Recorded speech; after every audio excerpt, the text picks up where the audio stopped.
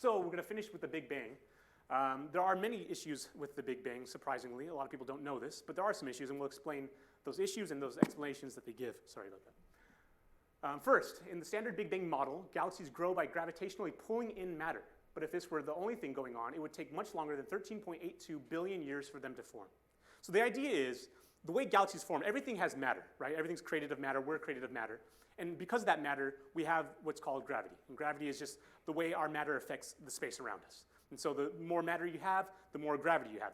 You attract things towards you. That's kind of how it is. We understand it at a basic level, like smaller things. You have the nuclear strong force, the nuclear weak force. It pulls things together. And so on the bigger scale, you have planets, and they pull things together. That's why we have the moon. The moon is pulled to our Earth, and our Earth is pulled to our sun. That's kind of how it goes. Yet there are some issues with that. There's not enough matter in any galaxy in order to form itself within 13.82 billion years. Just not enough. We need more matter. And yet they're somehow still forming at a rate that's not possible. So the way they explain this is with, it says, and astronomers fix this by postulating that the visible stars and galaxies are outweighed by a factor of 6 by invisible dark matter, the extra gravity of which speeds up galaxy formation. So the idea is that there must be more matter. It has to be 6 times more matter in order to form these galaxies. And we'll talk about how that's kind of interesting. Invisible matter we can't see. That's what makes it work. That's what they need, so that's how they explain it. Yes, I know, it's funny. Second, the basic Big Bang predicts that the gravitational attraction between the galaxies acts like a web of elastic, slowing cosmic expansion. However, in 1998, astronomers discovered that the universe expansion is speeding up. We mentioned this last week, that not only did the Big Bang happen and shot things out, but according to the model, it should be slowing down, right? You don't just have it go on forever and exponentially forever. That doesn't make any sense. It should be at least slowing down or at least going constant, because our understanding of factors with space, we kind of think things go constant, but on a larger scale, it doesn't really work that way. But we should expect it to be slowing down, or at least remaining constant, but it's speeding up. How in the world is it speeding up? How is it gaining more energy? Doesn't really make any sense. So the way they explain this is by the existence of dark energy, which is invisible, fills space. I like how you guys are laughing because it's invisible again. Dark energy, which is invisible, fills space and has repulsive gravity. That is, it's kind of like this not antimatter, that doesn't exist, but it's anti-gravity. So it's instead of pulling things toward it, the bigger it is, it repulses things away. So that's why as it expands outward, there's more things pushing it outward, so it's kind of like speeding up along. It's almost like you think about curling, that Olympic sport, and they throw that rock thing, whatever, and they have those people with the broom stuff, and they make it go faster. It's kind of like that. Like that dark energy is kind of making it go faster. The third one. Josh, yes. Have they ever observed that? Or they're guessing? We're going to talk about that soon enough. Yes. Yeah, you'll get some different answers on that. So a final tweak to the basic theory is needed to explain why the universe has the same temperature everywhere. Another weird thing. If the universe started at a singular point and expanded outward, we expect some cooling to take place somewhere. Maybe at the beginning as it cools off because that's where it started. Maybe towards the end because there's not as much heat over there. Yet it's a uniform temperature all throughout the universe. It's very strange. That doesn't seem possible in the way the universe works. So to account for this, astronomers think that the universe was early on was smaller than expected, then underwent a super fast expansion in its first split second in inflation. This was driven by an inflationary vacuum, a higher energy version of the vacuum that exists in space today. That is the idea that as the Big Bang shot outwards, something condensed in on itself and shot it out even faster. And it just shot out real quick, and then it kind of went back to normal again. And so it spread that temperature all throughout, then came back to normal, and then as it spreads again, it's kind of more uniform. That's kind of how they explain that. So let's look at dark matter first. Dark energy and dark matter. So dark energy, according to them, it makes up approximately 68% of the universe, which is crazy. It's something that we saw that's invisible, and yet it takes up 68% of the universe. That's a lot. That's obviously more than half. And it says it appears to be associated with the vacuum in space. It is distributed evenly throughout the universe, not only in space, but also in time. In other words, its effect is not diluted as the universe expands. The universe distribution means that, the even distribution means that dark energy does not have any local gravitational effects, but rather a global effect on the universe as a whole. This leads to a repulsive force, which tends to accelerate the expansion of the universe. The rate of expansion and its acceleration can be measured by observations based on the Hubble law. So obviously, we note that the universe is expanding outwards. We just don't know exactly why. And so they explain, well, we know it's expanding outward, therefore we know that this exists. Here's to answer your question, Brother Jason. They say these measurements, together with other scientific data, have confirmed the existence of dark energy and provide an estimate of just how much of this mysterious substance exists. Basically, we know it exists because we can see the effects of it. Therefore, we know it exists. And we'll talk about that a little bit after. The next one is dark matter. So dark matter makes up 80% of all matter in the universe. That's 4/5 of all matter in the universe is made up by dark matter, which means all this stuff, the planets, the stars, all that stuff is minuscule to the amount of everything else that's matter. 80%, that's crazy. Which is also interesting. 80% of dark matter, it exists somewhere in the universe. It doesn't seem like we encounter it because in the vacuum of space, you just go right through. No one's hit dark matter. We've not seen anything interact with dark matter that way, but it's strange. It's kind of, even though it may be invisible to our naked eye, why is it that doesn't seem to interact with anything in a physical way? That's just something to mention. But it says, again, it's outweighed by a factor of 6. It's a lot. It's interesting. It seems like, well, we don't know it exists. We can't see that it exists, but it must exist, therefore it does. It's kind of treated that way. Here is dark energy. So dark energy is a hypothetical form of energy. If you notice, the last thing I just read, Brother Jason answering his question, they said, these measurements, together with other scientific data, have confirmed the existence of dark energy. Yet over here they say dark energy is a hypothetical form of energy. We know it exists. I mean, in theory it exists, right? Which is two different things. One is it very much does exist. The other one is it might exist. Hypothetical means it might. We don't know. We see some effects that might be attributed to this, but we don't know for sure. That's what they say here. That's what they're willing to admit here. In another place, I think the other one was probably from NASA.org or whatever, .gov, whatever it is. And this one is from a paper. So it's, I don't know, strange. It's hypothetical, but it's been confirmed. And so that, yeah, again, that is proposed by physicists to explain why the universe is not just expanding, but is doing so at an accelerating rate. Another thing to note about dark energy is it may not even be necessary. So we all know about Einstein and his theory of relativity. We kind of know that, his theory of general relativity. It's, the whole point of it was to make sense of gravity. How does that work? How does it interact? All those kinds of things. He made another theory, kind of modify this one. It was called the unimodular gravity theory. And so it's the idea that on a local scale, general relativity works extremely well. It makes a lot of sense. As you start to go out and look at the universe as a whole, it kind of falls apart. There's some holes in it. So to address this, he made unimodular gravity, which, based on unimodular gravity, we don't even really need dark energy. So it's interesting. If you use a different model, maybe you don't need that. But again, there's also issues with this model.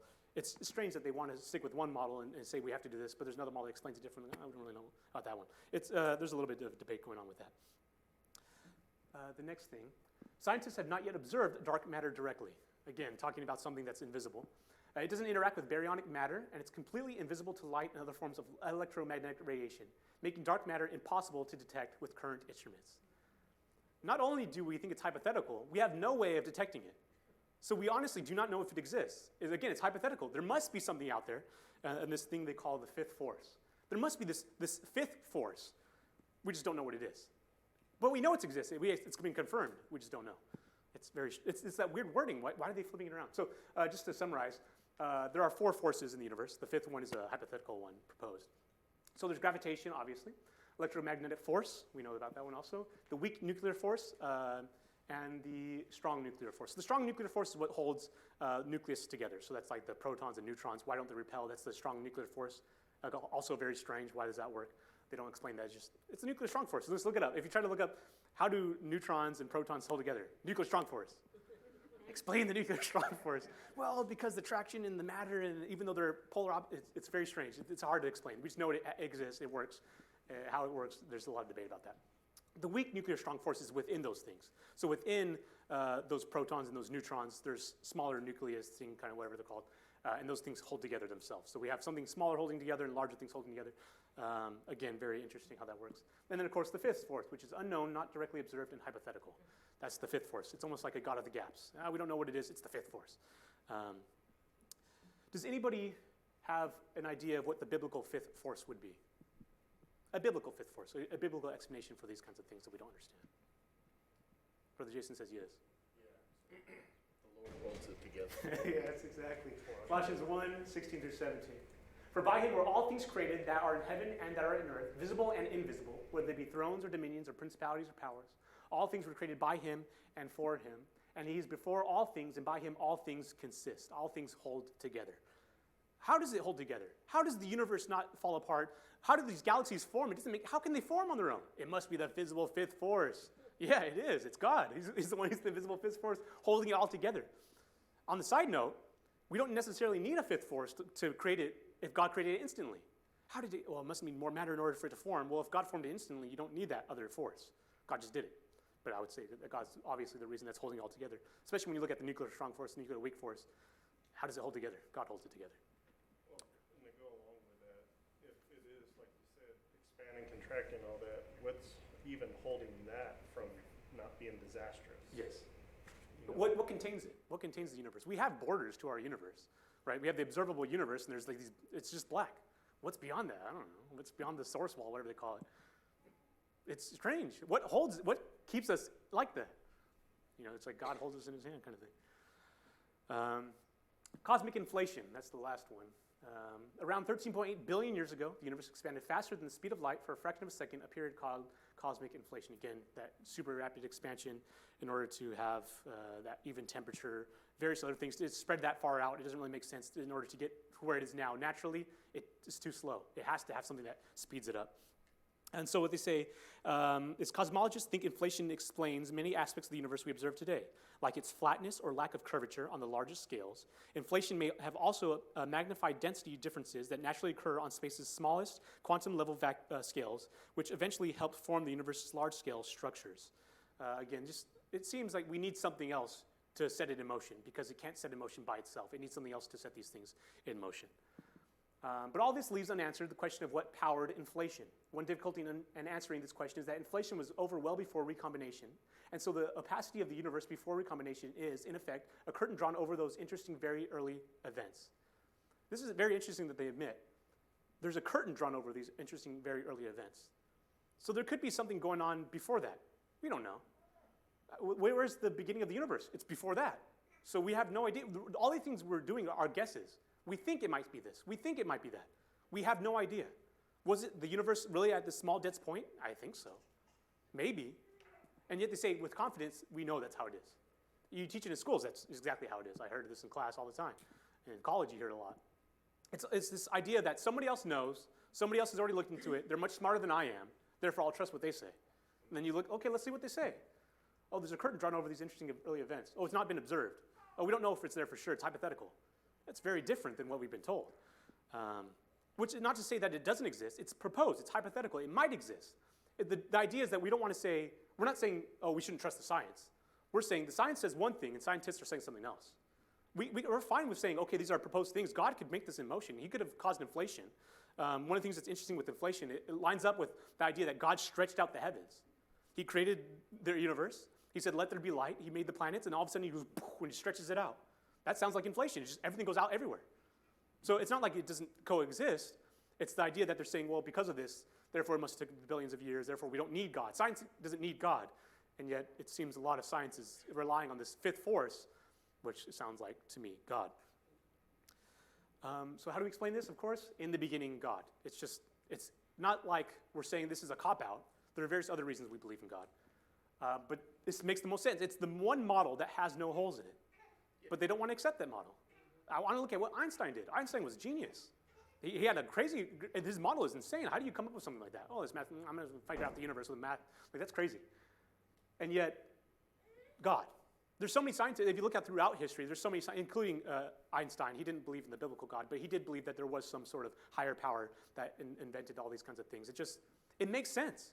There's aspects of this universe we cannot comprehend. There's an origin to this universe that we cannot explain without God. We need God. And yet, for whatever reason, they want to explain God's universe with a godless model. It's very strange. Any questions before we move on to the age of the earth? I didn't think so. I talked really fast, I know. Does anybody remember how old the earth is? Brother Jason, we're looking at you. Anybody have a guess?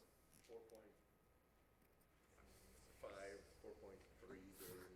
Look at that, Brother Jason. I can't see it. It says 4.54. You got scientists in the building. 4.54 billion years. That's the Earth. I'll keep that handy. So the age of the Earth is 4.5 billion years. We looked at a few reasons we believe this. There's another reason that we believe this, or that scientists teach it, I should say, which is this is the geological record. or the geologic calendar, whatever you want to call it. And so you have all these different periods of history we explain through the different strata we have within rock formations. Oh, based on this thing, we have different animals and stuff like that. Of course, the Jurassic period, we all know about that with the dinosaurs, Triassic. Yes, there's Cambria down there. So the geologic time scale is the calendar for events in Earth's history. It subdivides all time into named units of abstract time called, in descending order of durations, eons, eras, periods, epochs, and ages. Basically, we look at how do we determine how things were in the past? Well, let's look at the Earth, and let's see how things, as we dig deeper, we should find older things, and therefore we can calculate those into different ages in different places. Also, it says the enumeration of the geologic time units is based on stratigraphy, which again is, if you think about the Grand Canyon, it has all those lines going through it. Those are the different stratas. That's stratigraphy. That's hard to say for me. Which is the correlation and classification of rock strata. The fossil forms that occur in the rocks, however, provide the chief means of establishing a geologic time scale. That is, those things are all just guesses. We'll look at that next with relative dating. But we think it must be at least, top one's youngest, bottom one's older, a little bit older, and then those fossils in between, that's really how we identify it. Basically meaning we know how old these layers are based on the fossils. We'll keep that in mind. Hopefully we reach to it tonight, but if not, it's just something to keep in the back of your head. We understand how old the rock layers are by the fossils within those rock layers.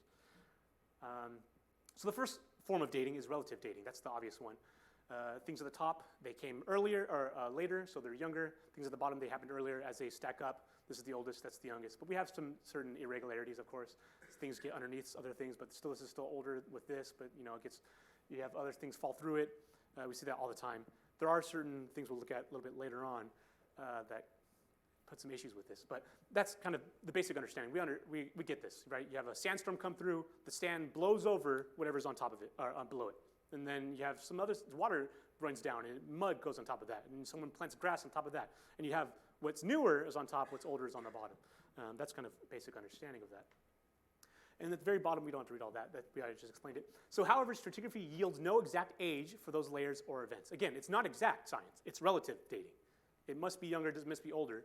But we don't know by how many years. Maybe this is 1 day, this is 2 days, this is a week, this is a year. Or maybe it's 100 years, 1,000 years, 1,000,000 years, 1,000,000,000 years. We don't know. It doesn't tell us anything. That's kind of what we guess. The other form of dating is more of exact science, which is radiometric dating. And so radiometric dating calculates an age in years for geologic materials by measuring the presence of a short-life radioactive element, carbon-14, or a long-life, like carbon-14, sorry, a long-life radioactive element plus its decay product. So we'll look at, this is a good way to explain it. So this is phosphorus right here, and this is sulfur. And so phosphorus decays into sulfur. What that means is if you look at this little number, right, you have 16 into 15. It's losing part of its particles. As it loses its particles, it transitions to a different element. Try again, okay, my bad. So it transitions into a different element. As it transitions into a different element, we can understand how fast it's decaying. Based on how fast it's decaying, we can kind of figure out where it came from, what it turned into, how long that passed. It's a good way of dating things. If it's this element now, and it has trace amounts of this, therefore it must have decayed from this. And how long does it take to decay? By a standard model, it should take a certain amount of time that we can observe. And so there are 3 forms or 3 methods of this radiometric dating. The first is radiocarbon dating, which is over time carbon-14 decays in predictable ways, and with the help of radiocarbon dating, researchers can use that decay as a kind of clock that allows them to peer into the past and determine absolute dates for everything from wood to food, pollen, poop, and even dead animals and humans. So this is what we use to find organic material. You want to find how old an animal is, how old a person is, how old plants are that decayed. This is what you look at, carbon-14, because carbon is that building block of life, one of the very most prominent building blocks of life. In order to have life, you have to have carbon. So that's what we use to find that. There's potassium-argon dating. This dating method is based upon the decay of radioactive potassium-40 to radioactive argon-40 in minerals and rocks. Potassium-40 also decays to calcium-40. Thus, the ratio of argon-40 and potassium-40 and radiogenic calcium-40 to potassium-40 in a mineral or rock is a measure of the age of the sample. Calcium, potassium, argoninium, blah, blah, blah. Yeah, so it's just, again, these random elements, we can see how that goes. Similar thing to everything else we looked at, but this is for rocks only, not for organic material, only for inorganic. This is also for inorganic only. This is uranium to lead, or thorium, but they just call it lead for whatever reason. So TH, which is uranium to thorium, dating is based on the activity ratios of parent, uranium, and product thorium isotopes. By calculating the disintegration of the parent to the daughter over time, this is done by the detection, which is a mass spectrometry of both the parent 234U and daughter 230TH products of decay. So basically, again, like I just mentioned, we look at how much it had at the beginning, how much it has now. We know that it turns into this, therefore we can calculate roughly what it is. They say more exactly, but we'll talk about that as we go on. The issue with that is it's based on some assumptions. And so the geologic timescale began to take shape in the 1700s. Geologists first used relative age dating principles to chart the chronological order of rocks around the world. So if you'll note, let's flip this over, because why not? So it takes shape in the 1700s. That's the geologic timescale. Note that. That's 1700s. But if you looked, let's see, I don't think I read it. Oh, sorry. These things, the radiometric dating that we just looked at, that stuff was discovered in the late 1800s to early mid-1900s. So it's around, let's say, the 1850s to the 1900s. If you'll know, that's about 150 to 200 years difference before, they have the geologic timescale. This is when they find out radiometric dating.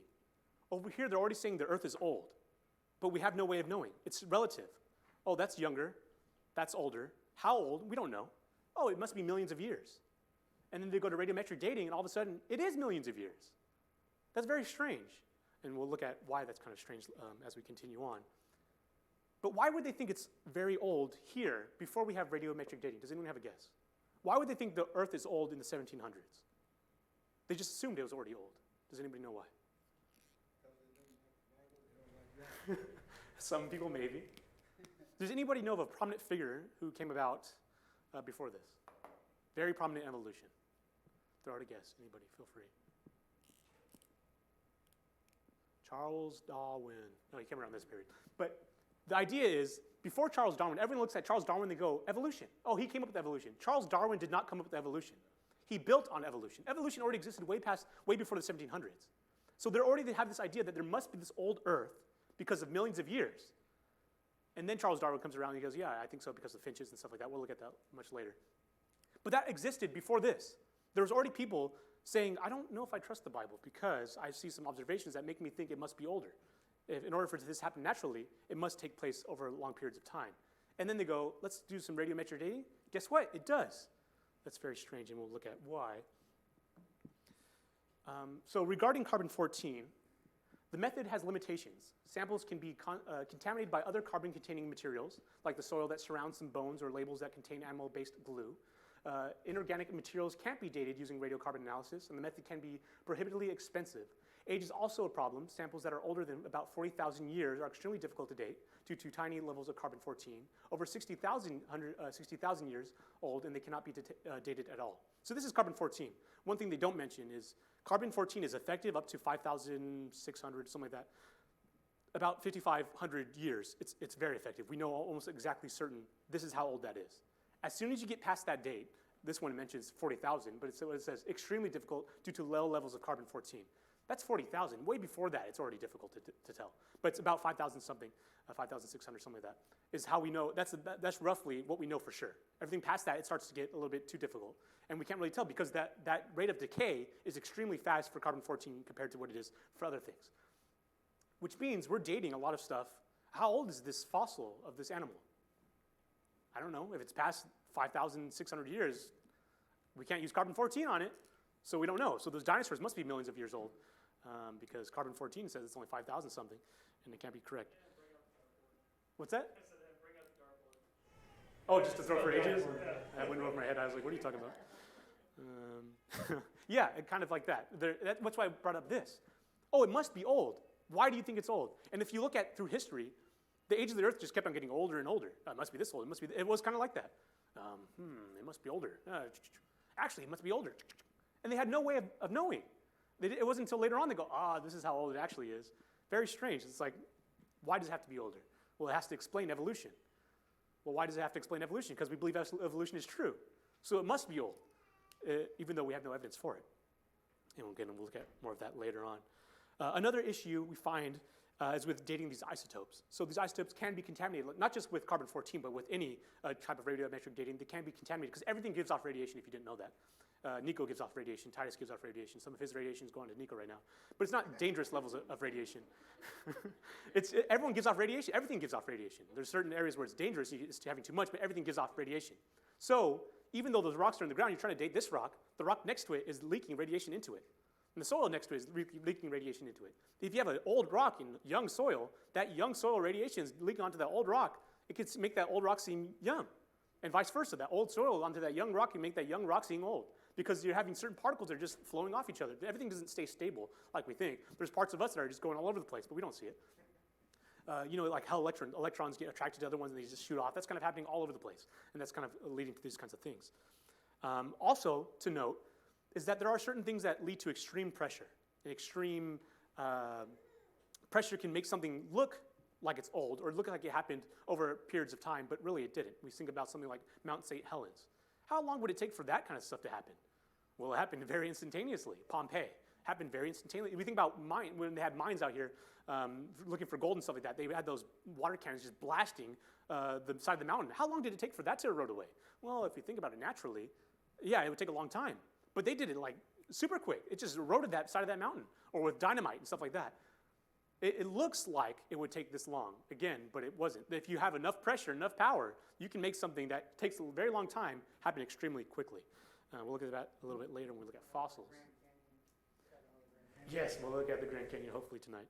I love that. That's so cool. Built-in age, again, explains this. Exodus 20 and verse 11. For in 6 days the Lord made heaven and earth, the sea, and all that in them is, and rested the seventh day. Wherefore the Lord blessed the Sabbath day and hallowed it. Again, if you have any question, did God really create the world in 6 days? For in 6 days the Lord made heaven and earth, the sea, and all that is in them. Yes, he did make the world in 6 days. Again, built-in age explains that kind of stuff. There are some issues people have with it because evolution must be true. Just because you feel evolution must be true does not make it true. Not any way that I believe the Bible is true, therefore it is. That's not how it works. We look at the evidence and we try to explain it, and that's what we're doing tonight. So again, we talked about that with Adam and Eve, mountains, stuff like that. It looks like it's old, but it is, in fact, not. Now we get into the flood. I love the flood. I was talking to this Brother Jerry. A lot of people do not believe in the Bible because of the flood, surprisingly enough. Out of all the stories in there, like the flood, that's ridiculous. And a lot of people think it's ridiculous. 2 animals of every kind. Look how big those elephants are. They take up half that boat. And you're telling me that they're going to go on with everything else? And what about dinosaurs? We'll talk about that also. It's crazy, and especially when you look at this, yeah, full-on adults, that's obviously very crazy. We'll talk about that later on. But a lot of people have issue with not just the flood, but everything in Genesis, those first few chapters, like Brother Jerry and I were talking about. They have a lot of issues with that. If you notice, this is a medieval painting. There's like griffins over here or something like that. Yeah, there's like a unicorn down there thinking eaten by a lion. It's fun. I like it. Yeah, that's exactly how it looked like. That's a snapshot. But yeah, there's things like the flood, and then we'll look at, they say, oh, the flood couldn't possibly happen, not realizing that the stuff that they're showing us seems to point to actually a flood to be the most interesting idea. Go ahead. Not bring too much, but haven't scientists recently started to admit that the flood actually did happen, and there's proof of it? There's a lot of people who are believing in a flood. Most people do not believe it's a global flood yet. Most scientists will say there was a localized flood that was on a large scale, especially yes, not all over the world. They'll say specifically around Europe, Middle East, that area, obviously where Noah was. Yeah, obviously it happened there. That's what we believe. Everything else, no, definitely not. So there are a lot of people more believing into the flood, but they believe it as a localized flood rather than a global flood. So this is Mars. This is the Mars Canyon. If you imagine the Grand Canyon, this is like 10 times that, or whatever, 50 times, I forget. It's extremely large. It's a humongous scar on the side of Mars. And so the findings suggest that catastrophic geologic processes may have had a major role in shaping the landscape of Mars and other worlds without plate tectonics.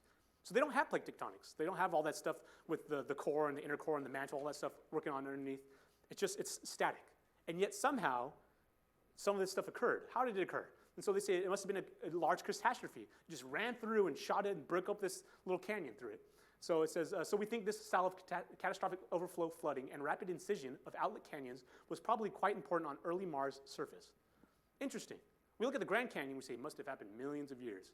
We look at a much larger canyon on Mars, it must have happened in like a couple seconds. It just shoot on through. Isn't that weird? Why don't we say, oh, why can't that happen on Earth? Ah, it can't happen on Earth. Earth took millions of years to form, but Mars, no, not at all. It's strange. That's just, there is an alternative explanation. They just don't really want to accept that. Oddly enough, the Grand Canyon is located in a place where it seemingly shouldn't be. Some 20 miles east of Grand Canyon Village, the Colorado River turns sharply 90 degrees from a southern course to a western one and into the heart of the uplifted Kaibab Plateau, appearing to cut right through this uplifted wall of rock, which lies 3,000 feet above the adjacent marble platform to the east. Basically saying this thing is all of a sudden, the river changes course, goes up some rock, then cuts through it to meet down. I don't know about you, but I've never seen a waterfall go upward. It happens, I guess. We didn't see it. It's theorized. It's hypothetical. It's the fifth force. Science, yes. Yeah, it's strange. Stuff like that, the oddities. And they'll say, well, maybe there was dirt there and it kind of went up, and maybe it was higher up, and there's things. They have all sorts of explanations. I think they used a basalt, and so there was like volcanic stuff, and all that kind of happened. Maybe it's possible. But there are several other oddities with the Grand Canyon. One is the overall stability of the cliffs. And so what you'll notice, these are pretty flat. And there's some darker spots you can kind of see here. But that stuff is called, I think, well, let me see. I want to make sure I say it correctly. Desert varnish, that's what they call it. And it takes about 50 to 250 years to form. And what that means is that stuff hasn't moved at all. It's forming this like coating on it because it's not falling apart. If the Grand Canyon, I think they say it's 250 million years old or something like that, it formed. If it's really that long, we shouldn't see a lot of that stuff forming, that desert varnish. That stuff should be falling off. There's a lot of this stuff that should be falling off, yet we don't see it. And that ties into the next thing, is the lack of debris under the cliffs within the canyons. And so if you notice down here, there's the river, there's the little basin that's kind of feeding into it. On some areas, it's very slight. It's barely a little angle. Other areas, it's long. It's like a whole beach kind of area. And yet we don't see large rocks down there. We don't see even small debris, that much small debris, as much as we should see if it's very old. We should see the things that are falling off all the time. Earthquakes, winds, storms, all that kind of stuff should run through it, and it should just naturally fall off. We don't see that much debris, which makes it seem like it's younger. Another thing is a lack of debris found at the end of the river from the great amount of erosion. So let's see, they say almost 1,000 cubic miles of material has been eroded to form the Grand Canyon. 1,000 cubic miles rushes through, and yet at the end of the Grand Canyon where it shoots out, we don't see that much debris there. We'd expect to see some of it. I mean, obviously it's not going to be all just floating around, but we see some on the ground. We don't see that. It's almost like it got pushed away really far out, spread out that we can't see it. But if the Grand Canyon is forming slowly, that debris should be going out slowly, and it should still be there, and yet it's not all present there. It's almost like it just disappeared. Why would that be the case? That seems to mean that something rushed through it and pushed it out. But what could rush through it and push it out? That kind of ties in with this Pangea. We would say that rushing through might have been the flood, or we would say it is the flood. And so the flood rushed through, and as it subsided, it just hit. And if you ever look at how water works, there's people who, they'll get these little sandbars, and there'll be water on both sides. And they'll they'll dig a little bit of dirt away from that sandbar, and that water starts to go to the other side of the water. Once it connects, that water doesn't stop flowing. It keeps on flowing. And you'll see it, and it just rushes open and rushes open. And all of a sudden, they have these cool waves, and they're all surfing on them because that water just rushes through. That's kind of how the Grand Canyon works.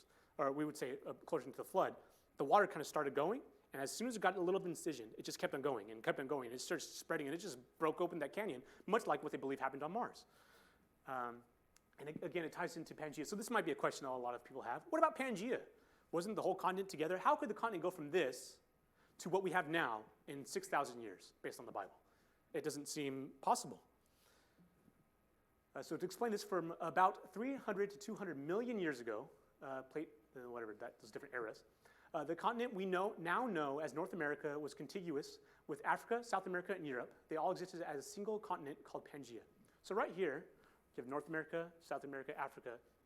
Basically, according to the plate tectonics theory and all that kind of stuff with Pangea, right in this middle area, there became an incision, that kind of just fracture right here through all of it, and it broke open.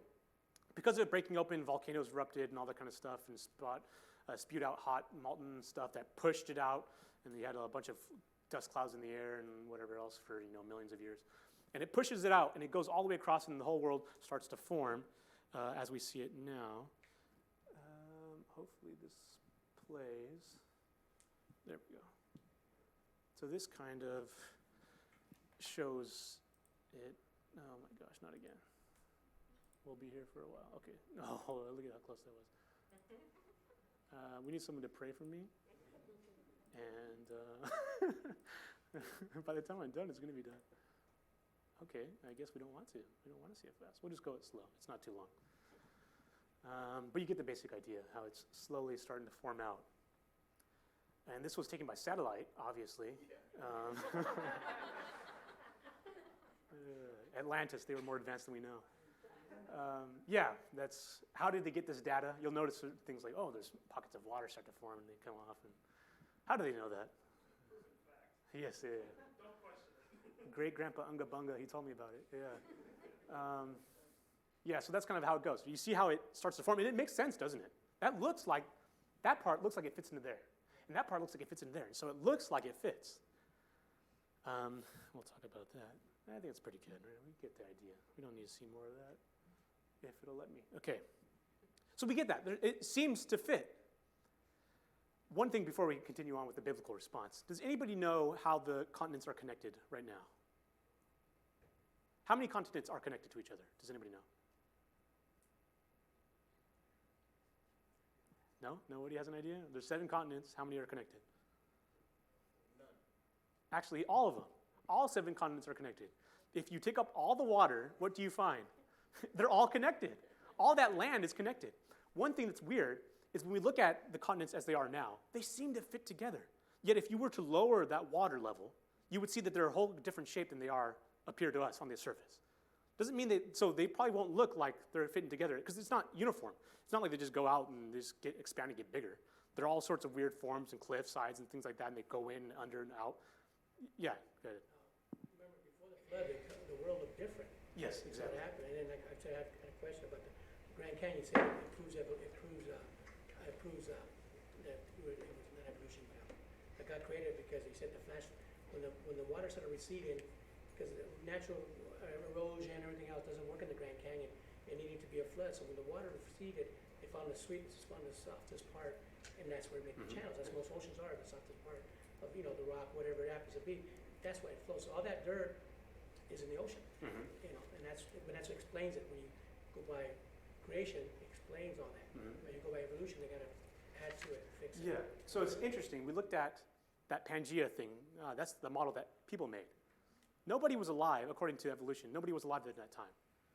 Yet, according to the Bible, who was alive when the earth was created? God.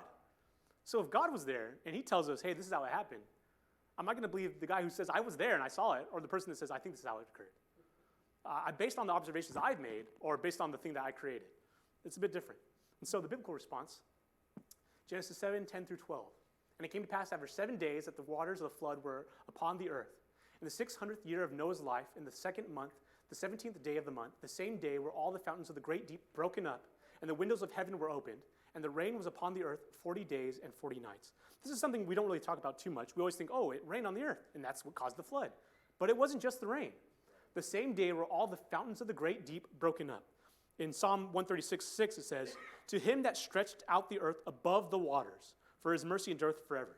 That God didn't just make the earth and then put the water on top of it. He separated the waters from the waters, which means there was water underneath the earth. There's water underneath the earth now. There's more fresh water under the earth's crust than there is on top, if you guys didn't know that. And there was even more back then. So all this water's underneath. And it says, like we just read, the same day were all the fountains of the great deep broken up, just kind of like that, those geysers. All of a sudden, it's just enough pressure, poof, and it shoots it all up. And so it happened all over the world, and we'll look at that. Genesis 7, 18 through 19 says, and the waters prevailed and were increased greatly upon the earth, and the ark went upon the face of the waters. And the waters prevailed exceedingly upon the earth, and all the high hills that were under the whole heaven were covered. How did they get covered? Because all that water underneath shot up. And all that water shot up, and all that water rained down, and just poof. Also, another thing to note about the earth as God first made it, it seemed to have a canopy of water above it, more so than just clouds, but all over through that kind of rain down. So that's this giant canopy of water, this giant reservoir of water, meeting in the middle. It just flooded the whole earth. That's enough water to cover the whole earth. Genesis chapter 8, verses 1 through 3. And God remembered Noah and every living thing and all the cattle that was with him in the ark. And God made a wind to pass over the earth, and the waters assuaged. The fountains also of the deep and the windows of heaven were stopped, and the rain from heaven was restrained. And the waters returned from off the earth continually, and after the end of the 150 days, the waters were abated. Again, one of the issues people have is, if the flood happened, where did all the water go? Back down. There's all the subterranean tunnels. It just flowed back in there. God opened them up, and he closed them, and he says, let's go back in. And that's where we have all that fresh water still today. Yeah, there are some earthquakes too, like in the sand, as it vibrates, the water actually. Yes, it shoots up because there's so much water underneath. And that's where we get potholes and things like that, because that water rushes through, all that stuff dissipates because it has nothing underneath it anymore. This is a good way of showing it. I like this little video. Kind of the idea of the waters, of the fountains of the deep breaking open.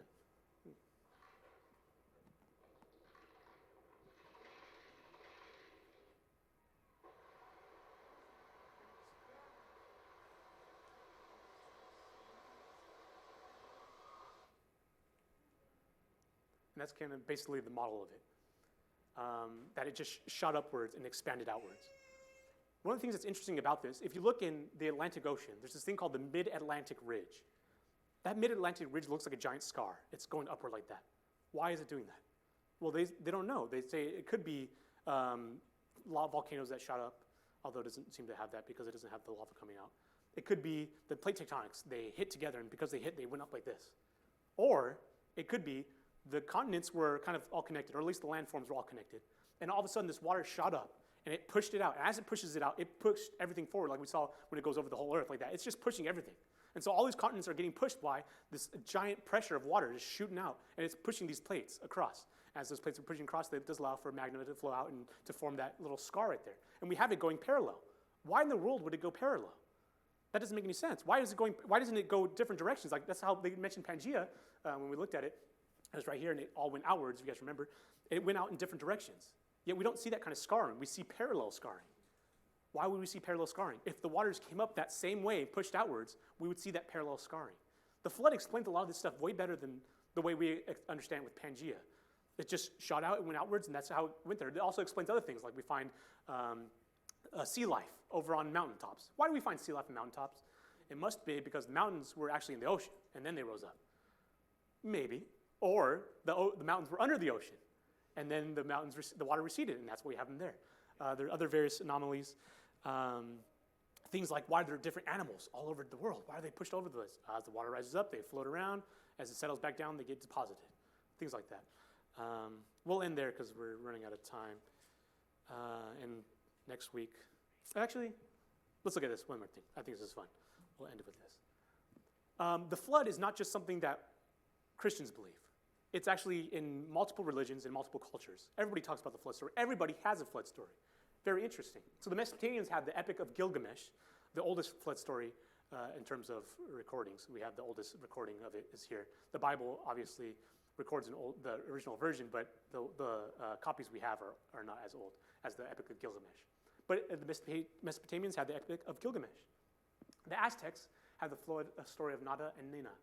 One of the interesting things you'll note is with most of them, and we'll look at the other ones, they all talk about there's a God, and he became angry with mankind. And so he's going to flood the world, but he saves a few, and usually he saves two. And he puts them in a boat, or he puts them in a gourd, or he puts them in a log. Interesting. Or an ark. Some of them actually have ark also. The Greeks in the flood story of Prometheus' son, Zeus gets angry, he tells them, hey, you gotta do this. So Prometheus' son and his wife, they get on their own boat, and they survive the flood. The Hindus in the flood story of Manu, and so they have their own boat, and they attach their boat onto a fish, and that's how they fly around or whatever. But they repopulate. Again, it's the same thing. They have these people on this boat. There's a flood that happens. They repopulate the earth. China in the flood story of two surviving children who repopulate the earth. Very similar again. There's an ancient spirit. He gets really angry, but these guys are really nice. They are nice to one of these spirits. And so the spirit says, hey, I'm going to let you know the world's going to get covered in the flood. And so I'm going to save you guys. And they get saved and they repopulate the earth. And then there's the Norse flood story of two surviving frost giants, and him and his wife, and they survive and they repopulate the earth. And the last one, Ojibwe and Chippewa tribe, which are Native American tribes, and the flood story of Waina Buzu or Nanaboso, however you pronounce that, and they survived on a little turtle or whatever on the turtle's back. Again, they all have this idea of this flood story. There was a flood. And there was this ancient flood, and we all survived it, and we all repopulated, and that's where we came from. Why is it that they all point to that same thing?